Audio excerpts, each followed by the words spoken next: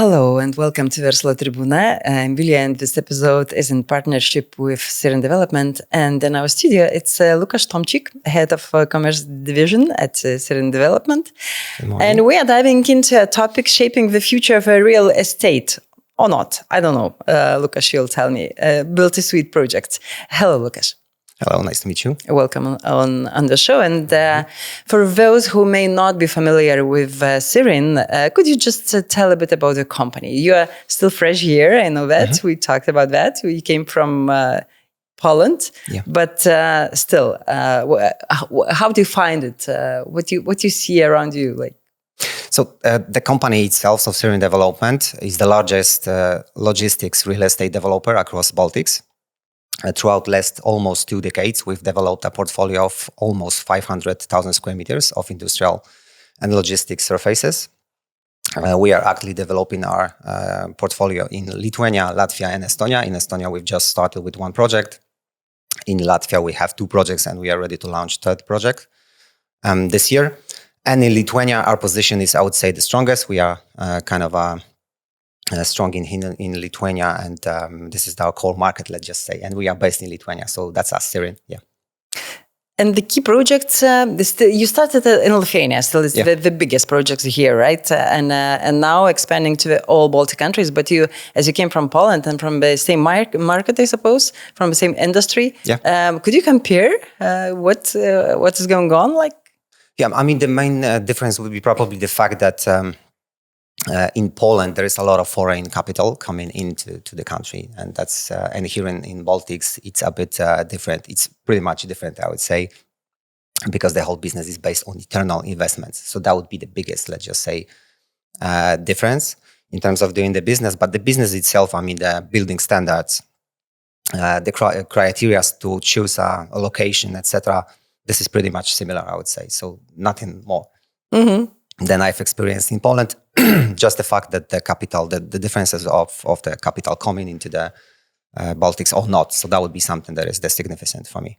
So not so surprising. And it seems like Sirin itself is taking a new strategic direction, because at the beginning it was, they were and you're shifting towards build-to-suit projects, right? Yes, build-to-suit and BTO, and this decision comes strictly from numbers. What we like to do at Sirin is to base our strategy on numbers, on something that we've experienced, our competition experience throughout the whole years of developing this business here in Baltics. So from our perspective, and even based on the numbers coming from 2024, when the supply on the market was over 700,000 square meters, and just imagine that 60% of this surface was BTS and BTO. So it shows, and 30,000 of those was the deal signed by us. So as you can see, the gap between what we've reached and what is available on the market is kind of significant. So that was the decision of trying to explore this business line a bit more, especially because throughout those 2 decades, we've built a team of professionals, of in-house employees, who are ready, to prepare the whole concept of BTS, of BTO project, then to build it, then to also run the asset management, property management activities. So we are like the developer that doing absolutely everything. And the decision of exploring this business line was strictly based on the demand on the market and our experience. Could you explain what exactly build-to-suit means and what it makes different from the other development models?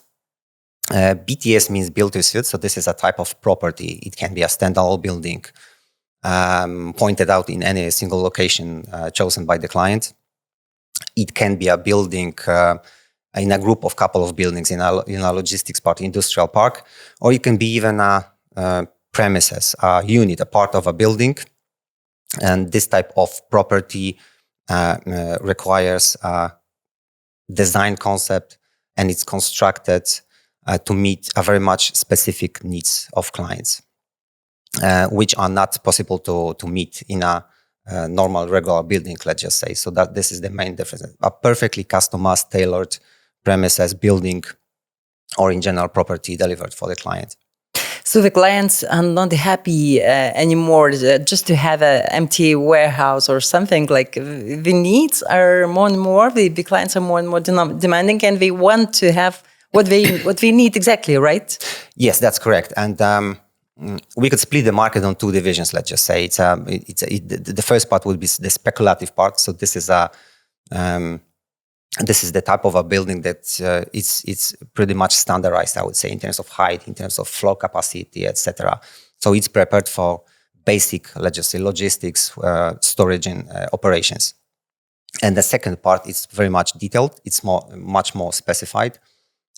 So you cannot fit those needs, those clients' needs, production clients' needs, light production clients' needs in a regular building. From two reasons. If the building is already existing, it just takes too much of our money and time, to change it into a new building. So that's the reason why we need to prepare a totally new concept of a building that needs to be built right from the scratch to the client. So this is the main difference. And it also is, I suppose, there are like challenges because you have more to communicate, to have everything agreed with the client every step, and just how do you feel about that? What it's like challenges compared to the to traditional real estate? Yeah, this is very much challenging because it takes time. This is the main difference because for a speculative building that's already standing, that already exists, the whole process is just simpler. You just have a signing building, agreements. You have a building, you have a unit. Now you need to divide it somehow, then sign a lease agreement, and move into the premises, and that's it. Let's just say in general. For a BTS, it looks a bit more complicated. So we need to prepare the whole concept. We need to understand client needs. This is the most important thing. Not only in terms of the building itself, on the shape of the building, height, etc., floor capacity, as I said, engineering systems, but also external areas for storage and let's just say, or for some additional activities. So the whole process is more complicated, takes more time, and also requires more professional people to be. And advantages, I suppose it's also. Otherwise, it's easier because you know the client, you know that you have a client. It's not like doing something new and looking for somebody who needs that. It just guarantees for both sides, right? Or how do you feel? I mean, in terms of advantages for this particular solution for the client is probably something that is strictly related with focusing on something that the client is doing to earn the money. So basically their own business, producing, delivering goods, etc. If you can rely on a partner like Sirin, like a developer that can deliver exactly what you need, then you can strictly focus on your core business and let your business grow and earn money. So that would be one thing. And the second thing would be also, which is very much important also for the clients to limit their CapEx investments and to put the money in the right direction. So basically in technology, innovations, etc. So it just simply lets those clients grow. So this is the main advantage in terms of from client's perspective, I would say. So the money itself, so limiting the CapEx investments. And I would say that focusing strictly on something that is your core business. So producing, delivery, and storage, and whatever you're doing. Just forget about the building itself because you can rely on us. We will deliver it to you. Yeah, that's really important for to do what you have to do and what you want to do. And the demand, is it growing? You mentioned some numbers on the existing capacities, and is there a growing demand on build to suite on BTS development in Lithuania and also Baltic as you're expanding there? So. I would say that nowadays it's kind of a stable right now. I mean, the last year was unique because of some developments. BTS, we can say BTS and BTO. Those are two types of such buildings. Because of two main developments that happened throughout the year, coming from two big retail companies that increased the whole, let's just say, capacity and the development numbers this particular year. So that's why it was over 700,000 square meters developed in total last year. But and 60% of this was BTS and BTO. But if we are looking for upcoming, let's just say 5 years, then we would say that every single year there's gonna be like a stable close to 500,000 square meters. Demand, you say? You mean the same demand on the market consisting in every single type of building. So it's also BTS, BTO, but also speculative buildings. So we strongly believe that there is a still place for us to grow. And there is a still place for us to be more involved in those types of business license, BTS, BTO. And do you see the differences among the countries, like Lithuania, Latvia, and Estonia? I don't know what is the demand. It's different, and how the business is acting. It's the same philosophy of using. I would say that's not. And me as a person coming from Poland, I don't see those difference that some of you are saying that there are some difference between you, Estonians, etc. I cannot differentiate it right now, but maybe yes. Oh, no. There are. Okay, so I need to believe you that there are. And in terms of the business itself, yes, because we are based in strictly on numbers. So what is kind of surprising for me is that the fact that we have a more industrial and logistic surfaces in Estonia than in Latvia and Lithuania, for example. That was something that was a bit surprising for me, but that's the fact, that's the reality. So independent from the differences between you as a people, nations, there are obviously some kind of differences in terms of how you see the business, how you run the business. And from my perspective, this is something that I'm getting familiar each day, each week. So this was also something that attracted me to come to Sirin, to be here, to get familiar with a completely new market that I wasn't familiar with before. And this is a really, really great fun for me.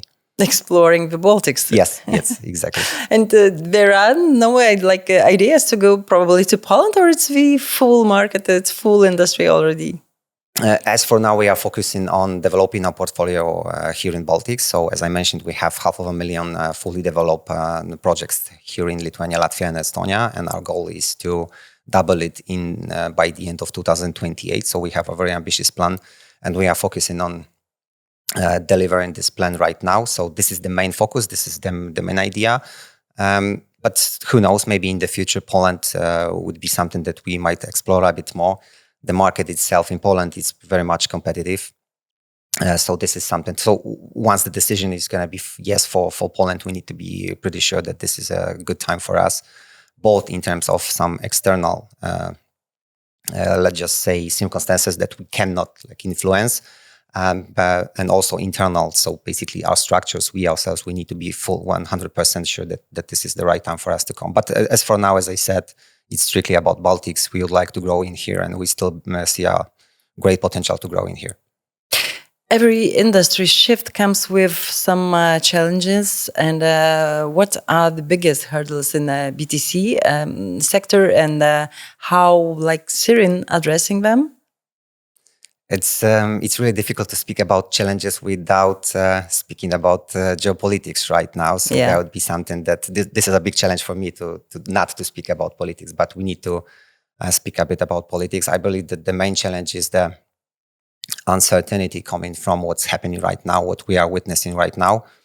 And I mean, in a short period of time, that might be something that might cause some kind of a decision-making slowdown, let's say, for a short period of time, because I strongly believe that in a long period of time, this situation, the outcome of this situation, this particular situation that is changing a bit, the whole geopolitics throughout the whole world, is gonna give us a positive outcome, because I strongly believe that we as a Europe, we needed some kind of a change, and indirectly, not because of our decisions, but because of decisions of the others, we need to change a bit. We need to redefine our position in big politics nowadays. So I strongly believe that the biggest challenge is the uncertainty of the market. But I would say that even based on lots of discussions that we had with the clients, both for BTS and for speculative buildings right now, I strongly believe that this is just a short period problem, because lots of companies are preparing for good times right now, because they strongly believe that the good times are about to come, because out of this whole, I would say, mess, some positive actions would take place for sure. And I'd like to believe that the war is going to end, and it's going to and lots of positive things are going to follow this situation. So that would be my answer. That would be just great. We expect everybody expects that, but still, even in this unstable time, BTS projects might be the opportunity because you don't need. I don't know, for businesses, if you want to start, you don't need it. It's just probably faster or not, but still, you are professionals. And when the businesses they are doing what they are doing, they don't need to think about building like construction, all these things. So it's still probably the better choice. Well, it is said that where the times are kind of rough, let's say, and then the value of BTS and BTO is increasing. The better times, the more possibilities to do speculative buildings, because somehow the market is going to absorb those surfaces. So I would say that yes. Based on the situation that we have right now and based on the market possibilities that we've experienced, let's just say last year, and we can predict it in a short period of time, I would say that yes, for BTS and for BTO, our predictions for next 5 years are very much positive. And even if it's not going to be that significant, let's just say ratio of participating in the whole demand, like 60%, which took place in 2024, then it's going to be close to 40-45%, maybe even 50% in upcoming 5 years for sure. So the perspectives are really positive. Could you just, I don't know, can we take one example and tell us how it goes? Like where is the beginning? You are looking for clients, or somebody just come to you and tell that, okay, I need the building, do it for me. How this communication works? It can work both ways. So basically, we can approach the client and the client can approach us. It's easier to do it here in Lithuania. I mean, in terms of approaching by the client, because we are pretty, I would say that we are recognizing here in Lithuania. And in Latvia, in Estonia, we need to work on our recognition.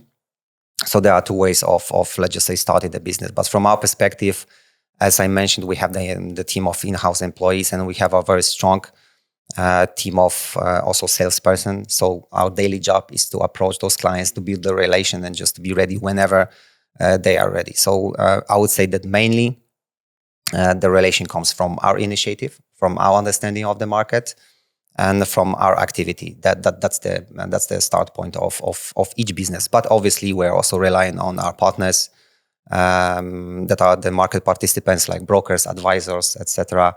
So there's many of possibilities to find a way to start a relation. So it's us, so it's the client itself, so it's the brokers, advisors, etc., and some, let's just say, also investment departments. So we are trying to be very active and be open-minded and to cooperate with everybody. Would you like to share some success story? I don't know, a recent one which you remember? Yes, the recent one that might be something interesting for you, because in February we've just handed over our premises for Coca-Cola, so one of the most recognizable brands in the world.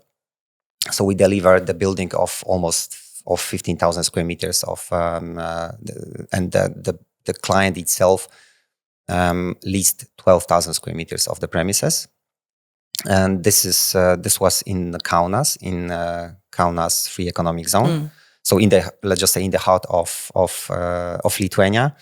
And this was basically the reason of choosing us by the client was basically the location itself, because as I mentioned, it allowed the client to deliver its goods to 6,000 selling points across the whole Lithuania. So that was the one reason.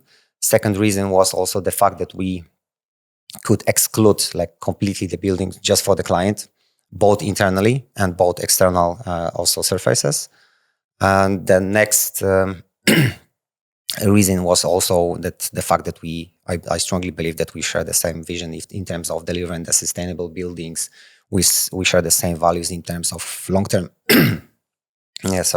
of building long-term cooperation. So the client chose us, eventually leased 12,000 square meters for a distribution center, let's just say. So I would say that this is not a very complicated operation, because it's just storage and then delivering the goods to the ending point. The client used a VNA racking system. We needed to adjust also the fire protection system. And that was the main, let's just say, challenge from our perspective. We even delivered the project 2 months before the planned date. So, before? Yes, before the planned date. So that's a miracle. Yeah, that's not a miracle. That's something that should be our goal in general. So yes, and what is also very much important about this project, because I mentioned that the building has 15,000 square meters and client leased like 12,000 square meters. We also provided to the client the possibilities to expand in the future. So we gave a lots of flexibility in terms of potential business growth in the future. So this was, I would say, this is the most interesting deal that we made last year and delivered this year in the beginning of this year. When you say expand, what do you mean that the constructions are already like finished, or Yes. or it is possibility to construct just close? In this particular case, that's a good question, because you can do it both way. Okay. It can be already delivered and just ready for taking over by the client, and you can also secure possibilities to build the building once the client is ready. So like in 2-3 years. In this particular example, we strongly believe that the client is going to be interested in taking over the premises in a short period of time. So that's why we've already finalized the whole building. And we strongly believe that the client is going to expand its operations within the whole building. Yeah. Could you give some advices? In what case, when somebody should think about BTS, and when it's better otherwise, like normal traditional way of? If it's a simple operation, then I would say that the main criteria would be the time. Because if you are in a rush and you need to relocate, you need to open a new business possibilities for you, then our portfolio of standing and existing buildings might be a solution for you, because our policy is also to have something like a controlled vacancy. So in each project, we have at least 10,000 square meters of available space that is ready for such a situation. When the client is ready, we are ready.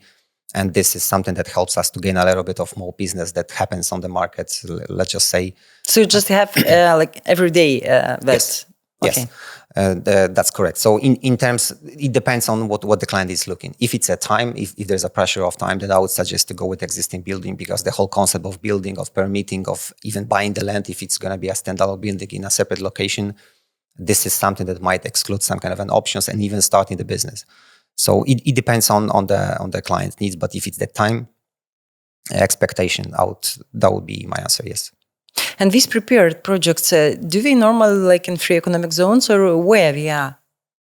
BTS projects and BTOs projects can be located in every single location that client is looking for possibilities to grow, from many reasons, from the proximity to the strategic, let's just say, markets, in terms of proximity to the markets of components, etc. So where the labor is good, where the labor is cheap, let's just say, but well qualified. So there is a lot of factors that client needs to take to rethink to start this business. So I would say that every single location is from the client's perspective is possible to deliver such a project. From our perspective, we are focusing on main cities. So it's Vilnius, Kaunas here in Lithuania. So it's Riga in Latvia, and it's Tallinn in Estonia. But we are also opening ourselves to explore other cities as well. So like Klaipėda, like Marijampolė. So this is something that we also can consider for the future. Yes.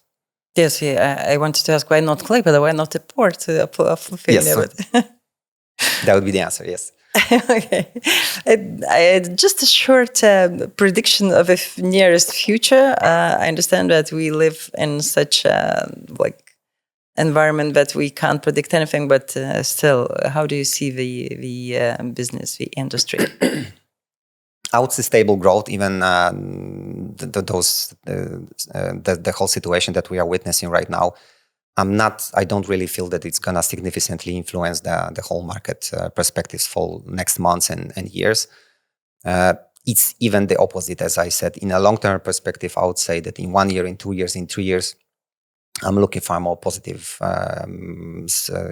outcome coming from the situation. And in general, working 20 years in sales, I try to be positive in every single situation. And I would say that what I've also experienced, and this is something that I would say this is the biggest outcome of my professional career, that every single circumstance, every single situation on the market, and every single, let's just say, crisis, like COVID, like a war, gives also some kind of an opportunities for those who are ready for this, for those who have prepared structures, for those who have, let's just say, stable financing situation.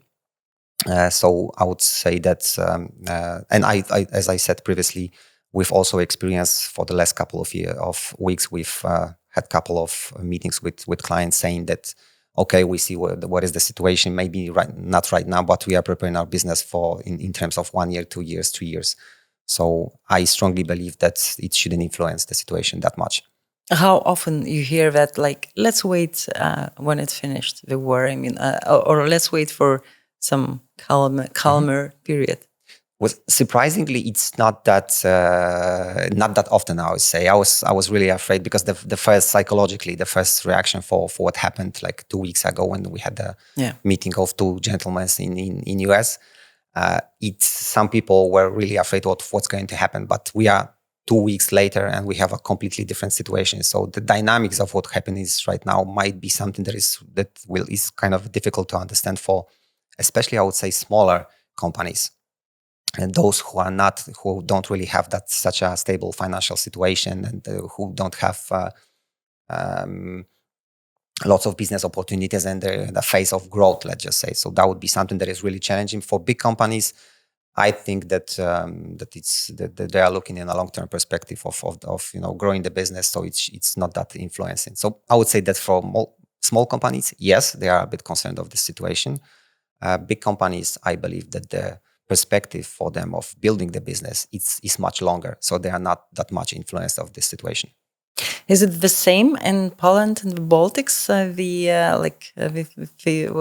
do you think? The state of mind of I would that, say that exactly the same. I don't feel really big differences in terms. If I compare people from Lithuania and Polish people, I don't. It's not like more dangerous or something, because no. Sometimes we hear that people like hesitate to invest. Because, well, the future and the neighbors. I could probably say that Poland, because of its location, close to Germany, close to Czech Republic, close to Slovakia, and is still very attractive market. So that's why there is a lot of foreign capital coming to Poland. So probably there is more positive thinking in Poland than here in Baltics, because we are a bit, let's just say, in the north and maybe a bit closer to.